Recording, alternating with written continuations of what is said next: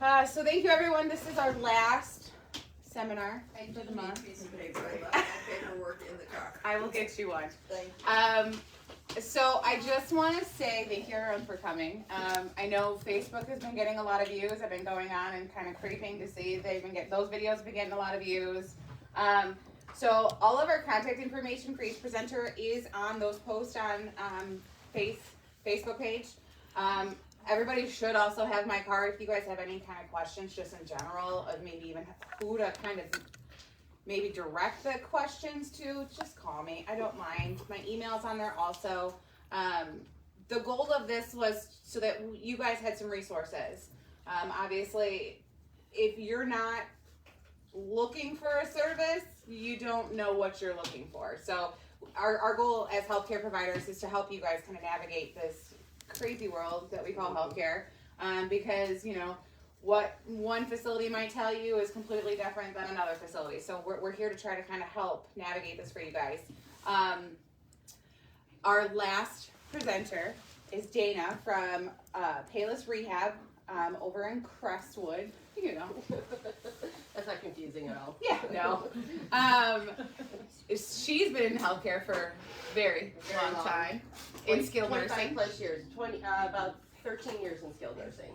So she's very well educated on skilled nursing facilities and what that might look like for our seniors, or even our baby boomers coming up in this world. So I present Dana. Good morning, everybody. Thank you so much for coming. So just to piggyback a little bit on what Christina said, my name is Dana. I'm the Business Director of Development for Payless Heights Rehab. And what I'm going to talk about today is skilled nursing, long-term care, and then I'm also open to answering any questions that you guys may have in regards to navigating the Medicare, insurance, and Medicaid minefields that are basically out there. Yes. So most of the time when people come to our facility, we are a skilled nursing rehab facility. They have had a hospitalization and generally need some form of therapy in order to kind of get you back to the level of functioning that you were at prior to going into the hospital. So we do offer physical, occupational, and speech therapies. But we also offer a wide variety of things as well in regards to nursing. We can assist with IV medication management. We can assist with obtaining home health resources. So we kind of are a bigger, broader spectrum than some of the other presenters that you guys may have seen over the last couple of weeks. So again, majority of the time people come to our facility because they need some sort of help, rehab, getting them back to that prior level of functioning. We accept Medicare. We accept majority of the Medicare Advantage plans. We accept majority of the private commercial insurance plans, and then we also accept Medicaid. Now with Medicaid is generally reserved for most long-term care because unfortunately Medicare does not cover any portion of long-term care services. So the difference between the two is for skilled nursing, short-term rehab, you're there for a set amount of time and then you are able to go home. For folks that are needing long-term care placement, they're more in need of having somebody assisting them on a 24-hour basis, 7 days a week. So that could be anywhere from assistance with eating to getting in and out of bed, dressing, just overall care needs that are needed that can maybe a little bit more to handle on their own or for their spouses or their family members. So we do offer a lot of different resources within our facility. So with Medicare, now this is where the whole spider web of information kind of comes into. Majority of folks over the age of 65 do have some form of Medicare. If you have just straight traditional Medicare, after being in the hospital, Medicare will cover the first 20 days of your stay in a skilled nursing rehab at 100%. After that, for days 21 through 100, Medicare covers 80%. That's why a lot of folks do have a secondary insurance, such as a Blue Cross Blue Shield, Humana, Aetna, that type of plans that will help contribute to picking up all of or a portion of that last 20% not covered. Is that making sense? You look like you have a How question. many days does that? So after your initial hospitalization, Medicare allows for up to 100 days in a Medicare facility, in a skilled nursing facility, Right. making sure that you are benefiting from those services. Not everybody uses a full 100 days. Not everybody needs a full 100 days. And we are not in the practice of keeping anybody any longer than they actually need to be there, because our goal is always going to be to get you back to where you were prior to the hospital and then get you home. Because most of us, at the end of the day, we just want to go home to the comforts of our own houses and our own beds. So say if you were to come into a facility and you only needed, say, 25 days in a facility, you still have 75 Medicare days to use for an additional 30 days prior or after. In order to reset in your Medicare days, you have to be out of a facility for 60 consecutive days. 60. Is that making sense so far? I know it's a lot of information to kind of. When does the 80%? The 80% kicks in on day 21. Yeah. But if you're in for 25 days. Right. Is this making sense so far? Now, isn't it a skilled nursing, you have to be out of a skilled nursing facility and a hospital? Yes, you have to be out of For both. 60 days? No service, services within a building. So no hospitalizations and no skilled nursing stays. So once a patient has completed their rehab with us, our social services department will assist with ordering any equipment that you may need. They will assist with setting up home health services for you when you are ready to go home. So, but that does not account towards your Medicare time. So once you graduate from the facility and go home, your use of your Medicare days in a skilled nursing facility stops that day. And there's other services that are provided through your Medicare. So home health will be somebody coming out to your home anywhere from 2 to 3 days a week based on your level of need. And they're going to continue with therapy, and they're going to continue with assisting with nursing needs. We also do provide, we also can help assist with setting up hospice services, should that be something that a loved one needs when they are ready to go home from the hospital.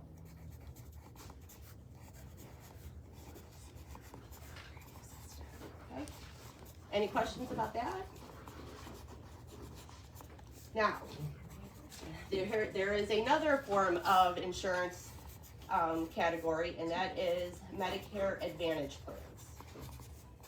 Now, Medicare Advantage plans are things such as like a Humana or an Aetna, Blue Cross Blue Shield. Anybody in here have one of those types of plans? Okay. It is actually becoming actually more of the norm for a lot of folks to have those types of plans. They are a little bit more cost effective too for any seniors that are on any kind of fixed income. But they work separately than they do like a traditional Medicare plan would do. Anybody have any experience where they have had to use their Medicare Advantage and not understanding why things were the way that they were? Okay. So for folks coming into a skilled nursing facility under a Medicare Advantage plan, it works very similarly to how a traditional commercial insurance plan works. Therefore, we need to get authorization from your insurance company in order for you to admit to our facility. We have to give generally anywhere from every 3 to 5 days updates to your said insurance company in order to continue to qualify you to stay and receive services. But at the end of the day, if we haven't graduated you, your insurance may be the ones to say patient has plateaued, services are ceased, and then we need to work on discharge planning. So it's. Could you repeat that? Sure. So once once you're in our facility, we have to send updates to the insurance company showing your progress, showing that you are still in need of skilled nursing services. Some people get to a point where, regardless of what their insurance company says, they're ready to go home. We get them set up and we get them home. There are other instances where some of these plans say, you know what, services are cut. We are no longer feeling that the patient is making any kind of progress. We will work on behalf of our patients. We will always try to fight as much as we can to get them additional days when that type of situation happens. We can appeal the process, But sometimes, generally at the end of the day, we unfortunately have no control over the insurance companies, and they do say services are ceased, and we do, but we will always, regardless of how you were discharged from the facility, assist with setting up any at-home services for you, if we can. Or if you're needing placement in another facility or within our facility, we will always assist with that. So basically, the Medicare Advantage plans kind of dictate length of stay in most skilled nursing facilities. Does that authorization, if you're on Medicare, do you need to get? No. If you have straight traditional Medicare, your Medicare automatically says that you get to go into a skilled nursing facility. Does it then say, you know, if did they ever say they don't feel that you're qualified to get Medicare benefits? For prior to coming in, or go when you're in a facility? If they, like the Advantage insurance says, hey, you're no longer available, the services are no longer, does Medicare do that?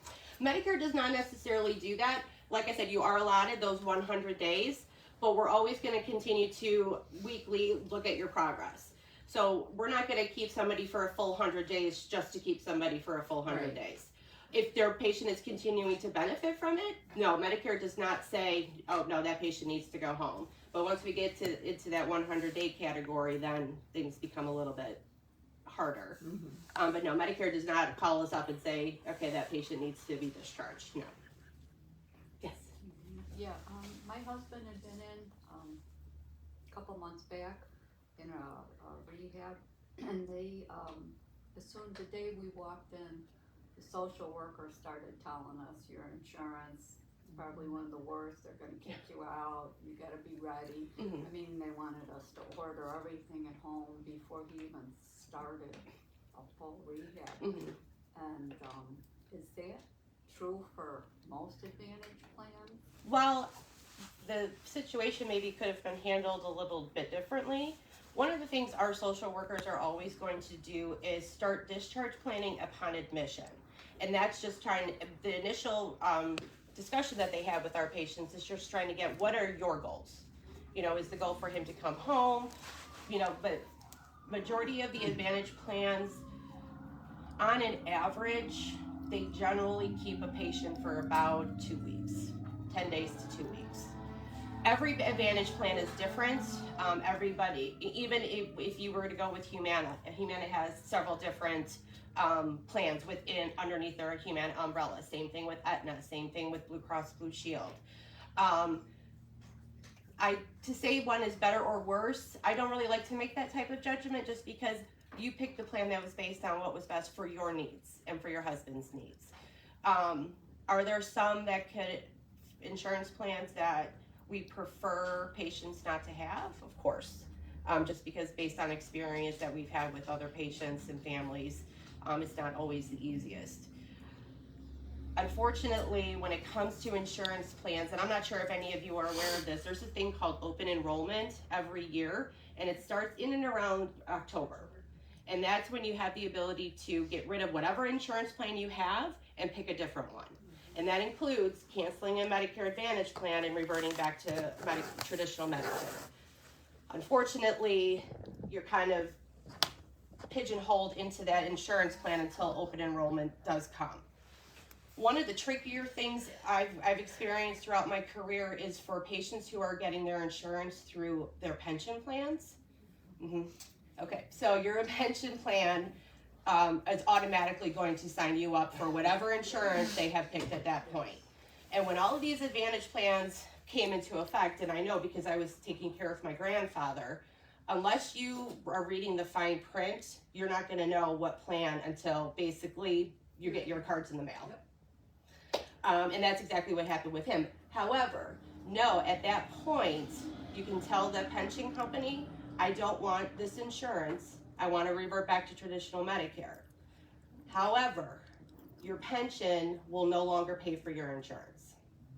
You will be responsible for any kind of secondary insurance plan. Do you have to have a secondary insurance plan when it comes to Medicare? No, but it does help when it's picking up any of the costs that your Medicare is not covering. And that's one of the things that a lot of folks are are not aware of, Medicare does not always cover everything at 100%. Yeah. Because that's why we were convinced that we had to have a secondary insurance. Yeah, because especially at the beginning of the year when you haven't reached any kind of deductible or out of pocket or things like that, Medicare is not always going to cover everything. It may not be a huge bill that you may get from whatever services you used your Medicare for, but it takes people by surprise because they think, well, I have Medicare, why isn't it covering everything at 100%? And unfortunately, that's one of the things, again, that fine print. And my parents are at the point right now where I'm the one signing them up for their insurances just because I know the plans and I know how it goes. But there's a lot of folks out there that don't have somebody that can kind of guide them. And that's one of the other things that we like to provide with our facility is whether or not you're choosing to come to us for any kind of services, we are going to be there to help guide, because this whole Medicare Advantage, Medicaid, healthcare system is just like a spider web that you don't know where to go. It's a maze trying to walk through it and navigate it. So, like I said, going back to open enrollment, you do have that ability to say, I no longer want this insurance, I'm going to revert back to my traditional Medicare. And again, at that point, it's up to you if you would like to obtain a supplemental insurance. Now, the big thing with supplemental insurances is that there's a whole wide range of supplemental insurances. It's not just Blue Cross Blue Shield or Cigna or Aetna or AARP. There's several. One that I found working when I was in skilled nursing that had some of the better coverage was actually Mutual of Omaha. I was just about to say that. Yep. And that's exactly what I had my parents get, was Medicare and Mutual of Omaha. And it was actually a reasonable monthly rate that they could use, so it wasn't so astronomical. Because if you look at some of these Medicare plans or these supplemental plans, they can be anywhere from $500 a month to anywhere from $120 a month. Yeah. But the big thing is kind of trying to navigate exactly what it is that they cover. And it's the hard part is that you don't know, you can't see into the future, so you don't necessarily know what services that you may need. So my suggestion is usually to kind of try to go middle of the road, find something that is affordable to you, that has some of the coverage things that you need, including prescription coverage, because Medicare does not always do prescription coverage. There is Medicare Part D, which does do prescription coverage, but you do need to sign up for that. I didn't know that. Yeah. And I was penalized because I don't take meds. And, vitamins, that's it. But I was penalized. Yep. So I'm like, why was that? I thought we never had it, but then all of a sudden a regime changed, I think, and that's when you had to sign up. But I didn't know. And So I don't think necessarily to sign up for it, you have to, because I actually looked into this after we had this whole discussion about the benefit and being penalized. You have to, when you are applying for your Medicare benefit, you have to opt out of Part D. Right. If you just choose not to do anything with that Part D, then you get penalized. Right. You have to actually submit the documentation that says you're opting out. At that point, you don't get penalized. So, and the way you're penalized is if you do nothing for 2 years, when you sign up for it, you're penalized for 4. Yeah.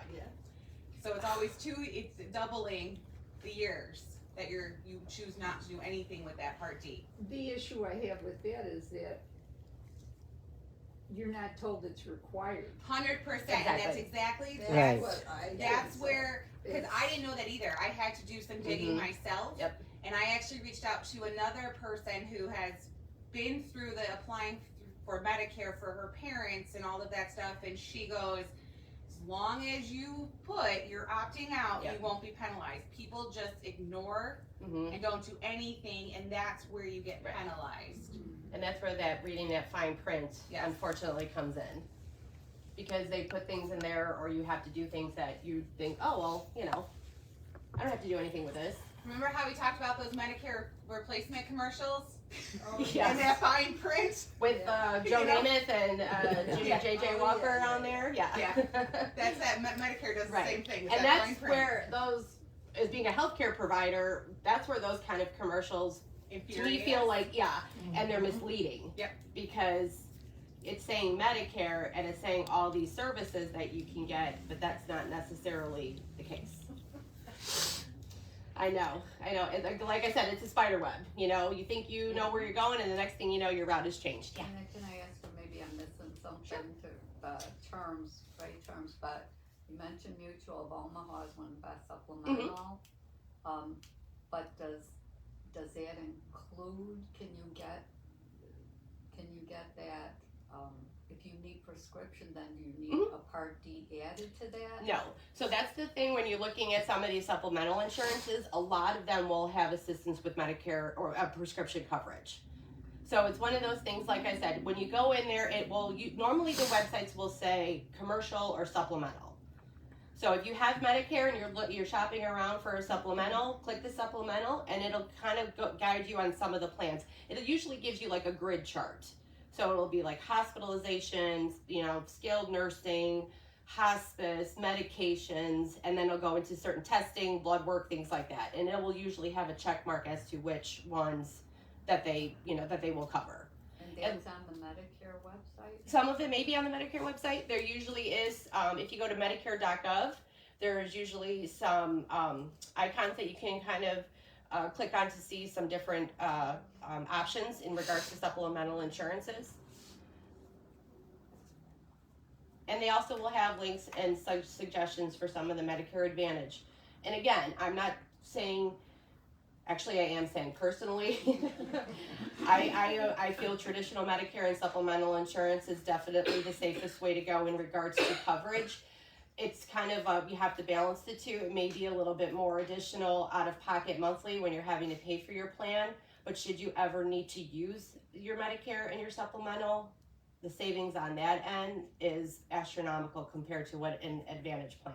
And Dana, you're not the only one who has preached it. We all pretty much have, us presenters have all pretty much preached it. Yeah, because I mean, I've seen so many times where a patient who has come in after having had a stroke and they have one of these plans and they're making progress and they may not be making progress as fast as the insurance company feels that they should be, and therefore services tend to get cut. And then it's terrible because we've all paid into, especially you folks have paid in for a lifetime into this system, and it's not really working in your benefit. So it's really you know, you kind of have to weigh, you know, where you at financially, because we do know that, you know, sometimes some of these supplemental plans can be very costly out of pocket, and a Medicare Advantage plan, because of their monthly rate, is a little bit more attractive. So I'm not saying don't do it, but I would say make sure to do your research, especially if you're getting your coverage through a pension plan, because they're going to pick the one that they think is the most cost effective for them, not for you. So, you know, I know it's, and again, you guys have my business card and everything. If you have additional questions, by all means, please feel free to reach out to me, email, phone calls, whatever, and I'll be more than happy to answer any questions. But again, it's really kind of come down to what your personal preferences are. I mean, I am aware that a lot of folks are on a fixed income, so but those are kind of the pros and cons. Yeah. I'm gonna get to this type. You said reasonable about for your mother and father with the Omaha. Can you give us? I think with them, they pay monthly about $350 for the two of them. Yeah. So, and I appreciate. Yeah. Again, if there's going to be things that, you know, like I said, you want to kind of customize for yourself that are going to be the best for you and for your husband. But I did find that Mutual of Omaha, personally for my parents, is the best one to use. And they don't use it. Thank God haven't had to. But it gives me comfort knowing on the back end, you know, they're not going to have to take out a second mortgage in order to pay off medical bills. We should, God forbid, come to that. So, for those that can't afford supplemental insurance, they can apply for Medicaid. Yes. And that can be utilized as a supplement. And public aid, Medicaid, it's kind of their terms are used interchangeably. That in itself is a whole new spider web.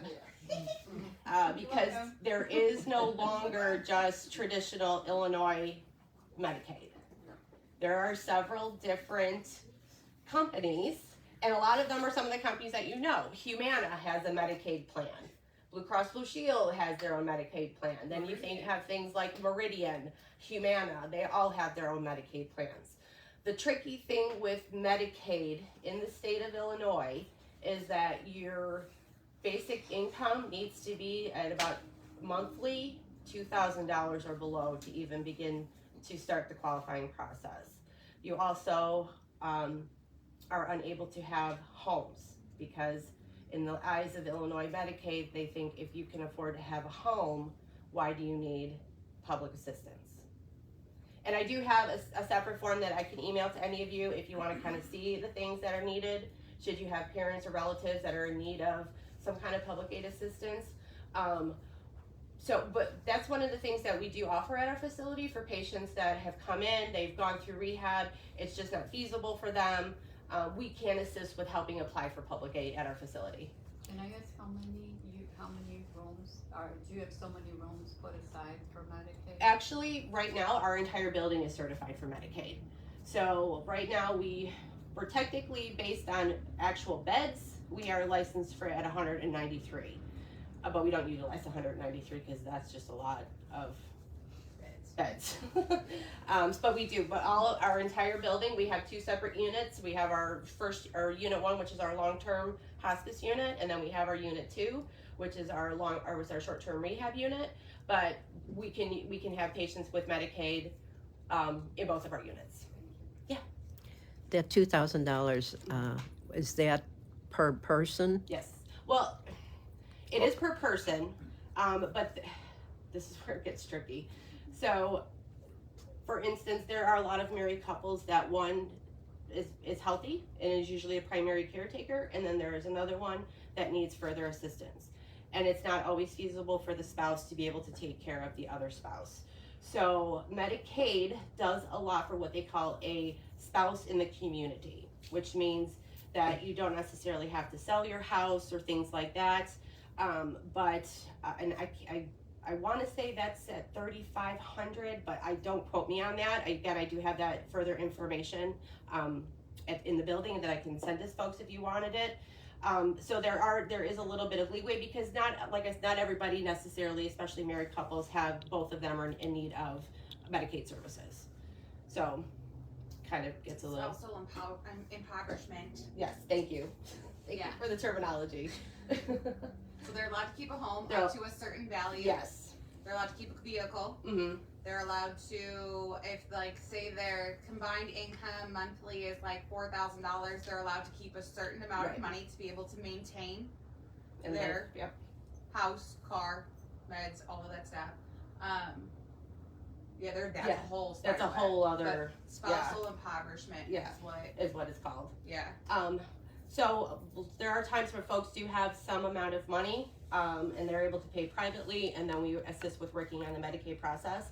The one thing I will tell you is if you have parents or family members that you are looking to possibly place long-term care, and they have X amount of dollars, say, in a bank account, annuity, money market, whatever the case may be, if you're looking to place somebody for long-term care, all the monies that they have do need to go towards either room and board at whatever facility and any medical expenses. One of the things that I have had happen throughout my career is, especially with kids placing their parent, is that they say mom and dad have $200,000 in there that they're able to, that they have saved up, and that's been their living expenses. Families have gone in to try to take that money and put it someplace else to show that the patient is actually impoverished. And that will bite you 100%, because the state does go back and look over X amount of years to make sure that something along those lines has not happened. So any monies that they have need to go towards their care. So if it's doctor's appointments, hospital visits, even if it's just buying their medications, buying food, is to show that the money that was used does go towards the patient that in which you're looking to place, because then it's not showing that you've moved $500 or $500 to $500,000. I mean, I've seen it happen on both ends of the spectrum. So that would be a very big recommendation. Don't try to hide the money because they'll find it, and then you will not be approved. Yeah, no gifting. And what do they look at? $500 or more insurance? $500 or more. So if you are trying to hide your money, your grandkid who just graduated, don't give them $500. Right. Because that's going to trigger. They're going to look at that. Right. Yeah, or even like when you're trying to sell your assets, like a car. They're gonna make sure that you're selling the car At the value. at the value Right. of the car and not at a lower value because, Same thing with the home. well, they track everything. They want their They money. do. Is that look back 2 years now? Actually, it's 5 years. It's still 5 years? It's still 5 years. As far as I know, I don't believe that part of it has changed. They're actually speeding it up. It's about a year right now. Who's Oh. looking at this? The state of Illinois. Oh, the state. of Yeah. Illinois. So there's an entire laundry list of items that need to be presented to the state in order for us to begin that process. Which again, I have that information that I'd be more than happy to, send to any of you that would like it. But there's a whole laundry list of items. And 99.9% of the time, the first time you submit that application, it's going to get denied. Regardless. Because a T wasn't crossed, because an I wasn't dotted, because the date wasn't on there. So if you're applying for Medicaid for yourself or for a loved one, don't get discouraged at that, because they will send you what it is that you need to fix, correct, or provide to them in order to continue the process. But most folks get very upset because, well, they denied me. Again, it's our job and your job to show that the patient needs those services, that needs the assistance from the state because of X, Y, and Z. So don't get discouraged if you get denied the first time that you go and you try to apply for a Medicaid. A lot of it is automated, but if you have somebody, if for instance, you have a loved one in a facility that you're looking to place in long-term care, generally it is easier to go from short-term rehab directly into long-term care, just because and again, we have a business director, a business office manager, Christy, who's absolutely fabulous, that can assist with that process and will work with you on getting everything that you need. And she will sit with you and hold your hand throughout the entire process.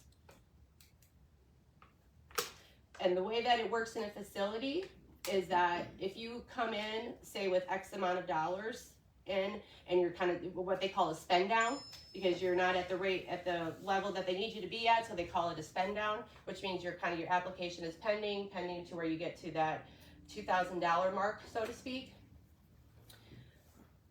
Once Medicaid does go into effect, it will be retroactive, so it will go back and cover any months that were not covered privately financially by you or by said patient.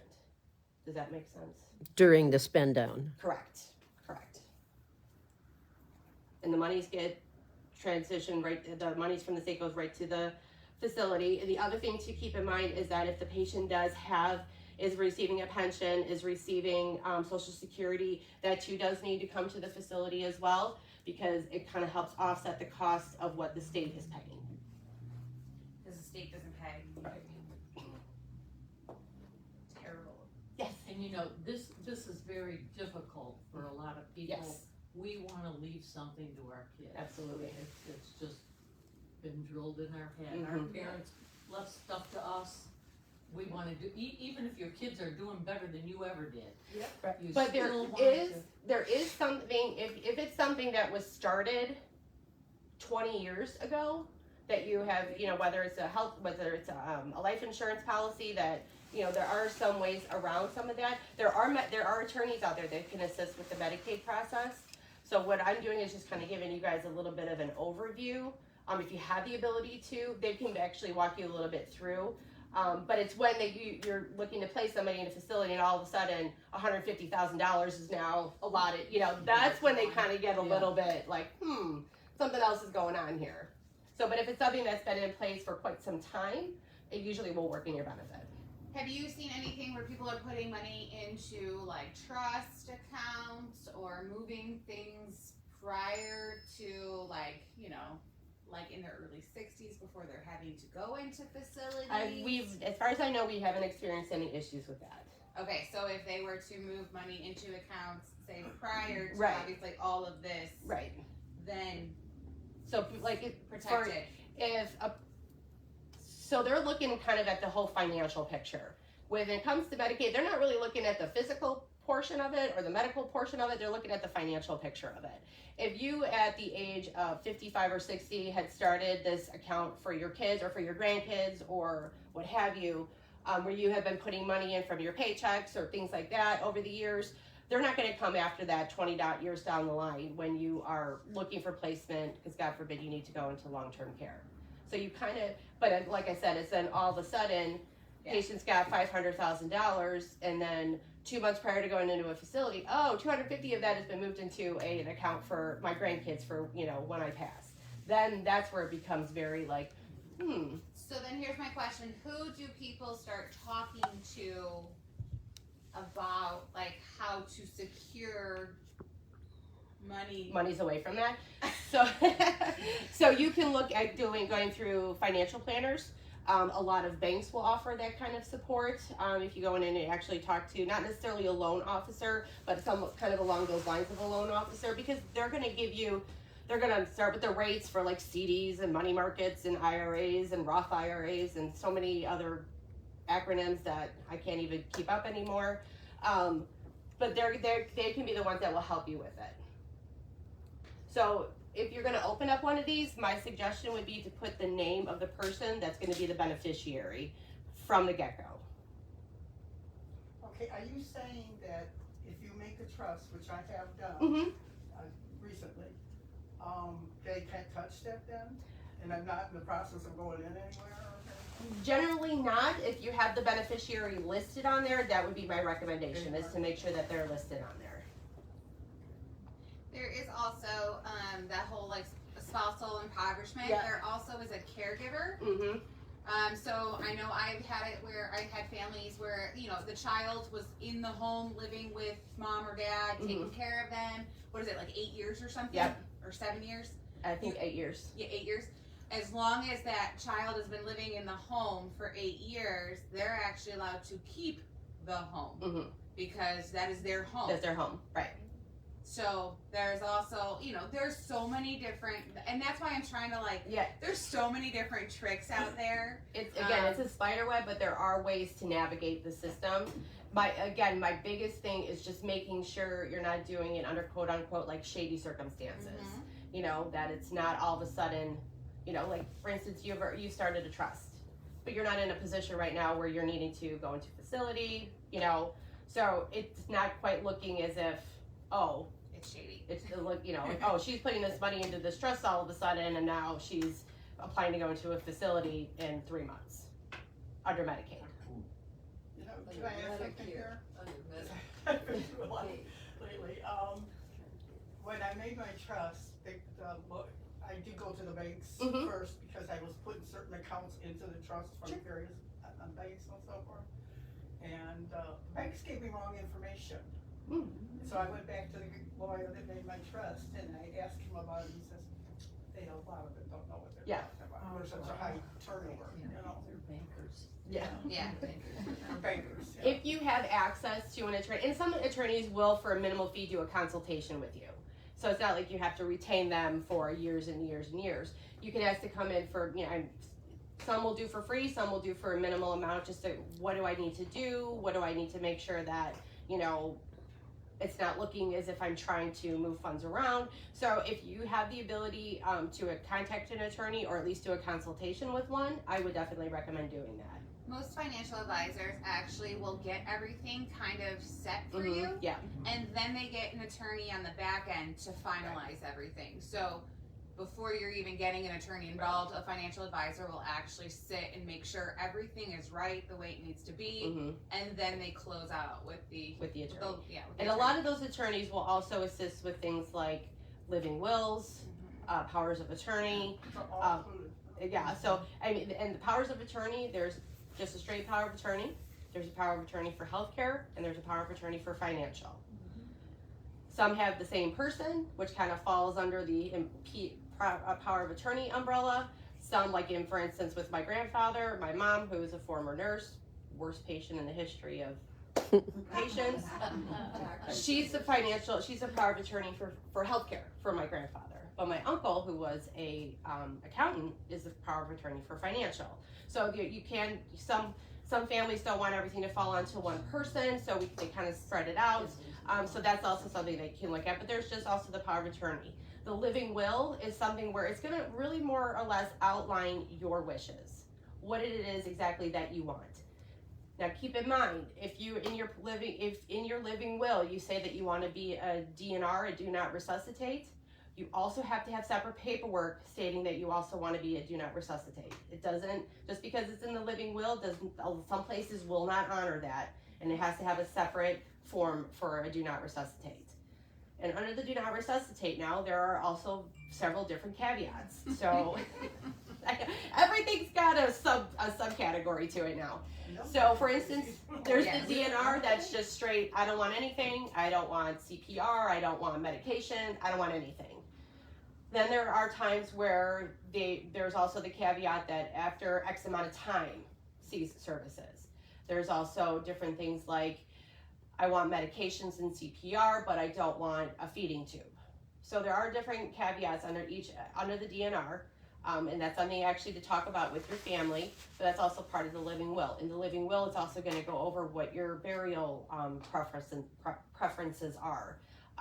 You know, different things like, in some cases, who gets what, but a lot of folks have a separate will for that. But a financial attorney or a Medicaid attorney can also assist with some of that. Do you need to go through an attorney to have all these paperwork done? No, not necessarily. If you have it, you've had the discussion with your family, you've got signatures on it, it is a valid document and it will be honored. Does it have to be witnessed? I usually suggest it to be witnessed, specifically from somebody outside of the family. So that would always just usually my suggestion if you can do it.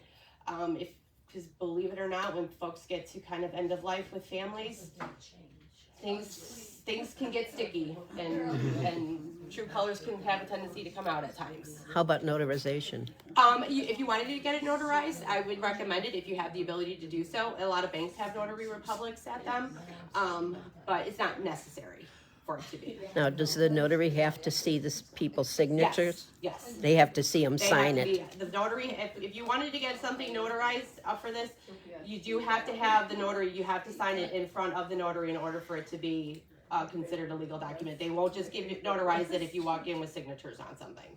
Right. Yes. I have a question about financial, when you said when you go into long-term care, the money from the house and whatever Mhm. banking you have goes. What if that money isn't used? Yeah, Like in the spend down? Say, Say are you you on only and that last money's there? 2 months, Oh. and you put all your money, how does that work? So if you have got all of your money and you're in a spend down, or your spouse is in a spend down, if your spouse does pass prior to spending all of this, that money goes back to you. It's not Right, kept. to our children, if it's just a single person? Yes, Yes. Okay, or, to the estate. To the estate, to the power of Yeah. attorney, to whomever. No, yeah, it is not kept. Okay, so when you're doing a spend down, so you sold everything, right? You're going from rehab to long-term care, you have $500,000, right? We all could dream. Yeah, right. So you say you only make it 2 months into that spend down process, right? So you pay privately for 2 months. Most facilities are asking for, especially when it comes, it's like rent. The first of the month, Right. your rent's due, right? The same thing with skilled nursing facilities. So the first of the month, your rent is due, you pay it. You're not prepaying for, families do prepay, Mhm. but you're not prepaying for 6 months to live there. You're paying on a monthly basis. Mhm. So whether you're cognitively still with it and you're writing that check every month, or your power of attorney's writing the check every month, so you still have one account with $500,000 in it. It costs $10,000 to live in this facility. Every month you're writing a check for $10,000. So, whoever's on that account, say you pass in 2 months, whoever's on that account then has access to that remaining $480,000. Thank you. Any other questions? We've covered a lot of topics. Is anybody else's head spinning like mine is? Overload. Yes, it is. I will tell you, Overload. Sandy had made mention that she is actually, what day is it, Sandy? Sunday, May 22nd. What about it? Sunday, May 22nd, 12:30 to 2. Yep. She has partnered with Colonial Funeral Home, who's going to come in and talk about the 5 wishes. So that they're going to touch on DNR's power of attorneys. No? Yeah, all of that stuff. Yeah, all of it.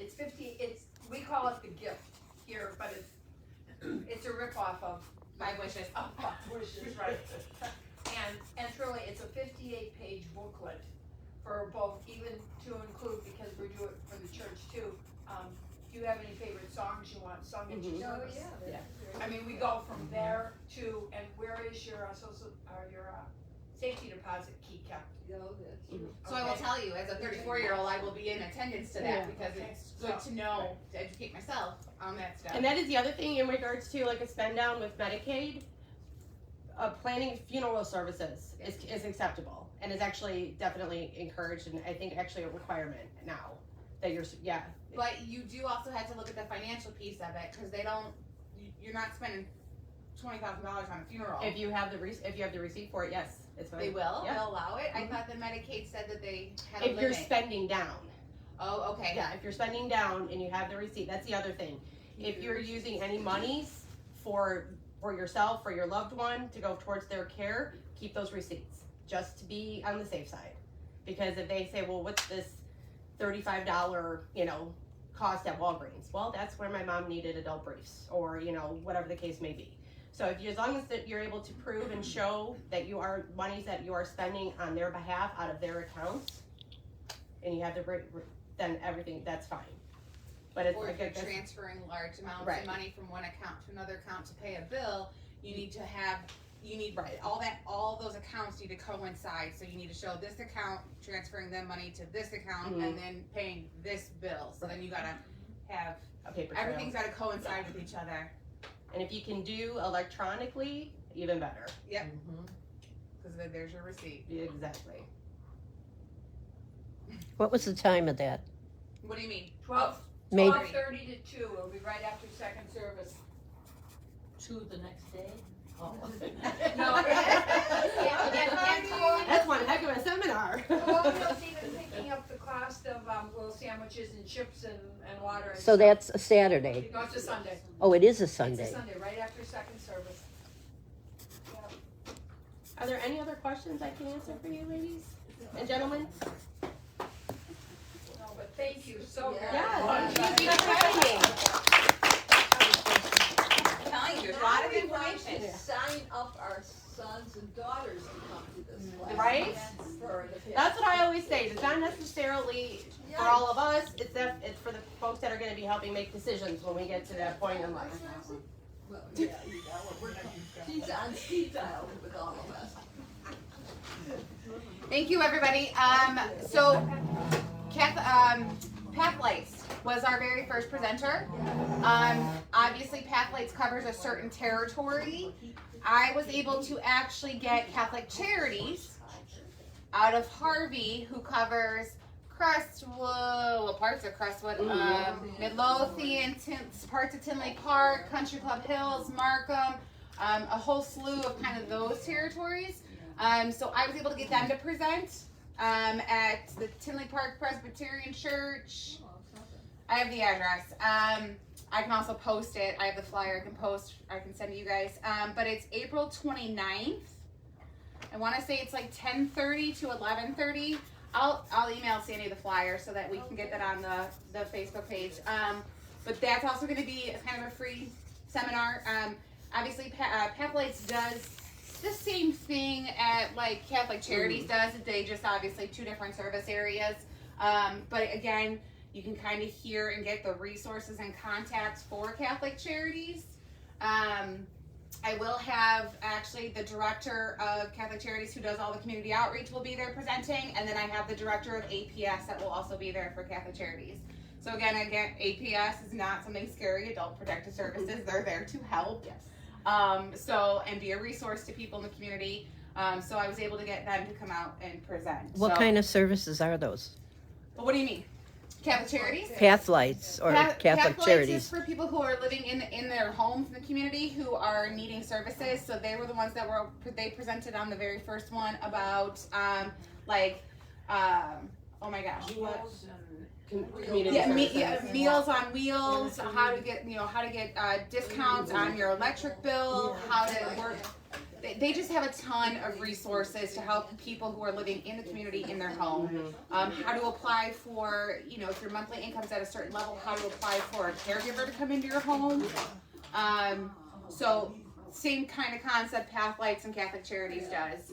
So again, just a bunch of resources that we're trying to get out to you guys. We're also waiting for that, because remember, we didn't have, Yes, I will also be. I'll be recording it. Oh, because it. Unless you're gonna come. I'll be recording First it of all, so that right? we can actually get it up. Again, Pathlights did the presentation, the very first one. We weren't able to record it. That was a really long one. It definitely was. Again, a lot of good information. I didn't know. So I'll record Catholic Charities presentation on the 20th. And you're gonna send it to Yes. Sandy? Yes. What was the name of the church again? Tinley Park Presbyterian. Give me 1 second. 171st. Yes, ma'am.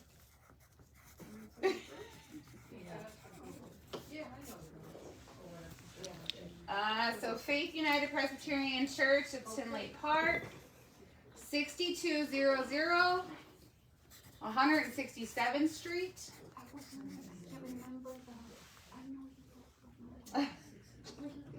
And let's see. So it is on their Facebook page. It's labeled under the events section, Senior Care Services Presentation. It is Friday, April 29th from 10:30 to 11:30.